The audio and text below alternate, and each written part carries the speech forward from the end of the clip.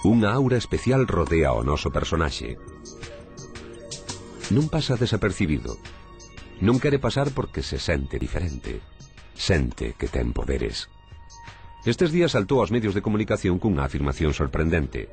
Asegura que na actualidade fai maxia negra contra un político galego por encargo. Verdade, fantasía, publicidade. En Antes do silencio, queremos saber. Santiago Molezún naceu en Santiago 28 de xullo de 1970. É Leo con ascendente en Libra e coa Lúa en Xémini. Ten a Marte e ao Sol en Leo e a Saturno na casa 8. Son os sinais de identidade do bruxo máis novo de España. Definen perfectamente a súa forma de ser e os dons que posúe. Eu tiña 11, 12 anos, porque empecé a botar as cartas aos 12 anos, o péndulo aos 11, e botaba as cartas na cima da miña cama ás señoras e pagábame a voluntade. Todo o que quise facer, o teño feito. Non me queda nada por facer. Defínese como bruxo e tarotista profesional. Traballa 85 barallas diferentes do tarot, cartas españolas, fai apócemas para namorar, conxuros ou candeas e baños contra a envexa.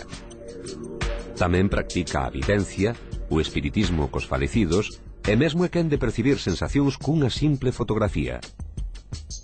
Cree en Deus e procede dunha familia de militares e políticos. Seu pai era coronel do exército de terra e xefe da policía de Compostela. E seu bisavó materno foi Canuto Berea, alcalde da Coruña, compositor musical e fundador da fábrica de Sargadelos. Negociante e apaixonado do cine.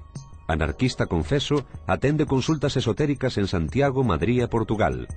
Tamén ten tendas máxicas e deseña moda.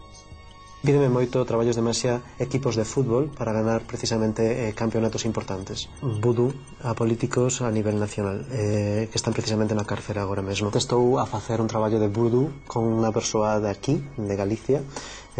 Precisamente está encargado por o partido político contrario. Tarda alrededor de un mes en notarse o efecto completo.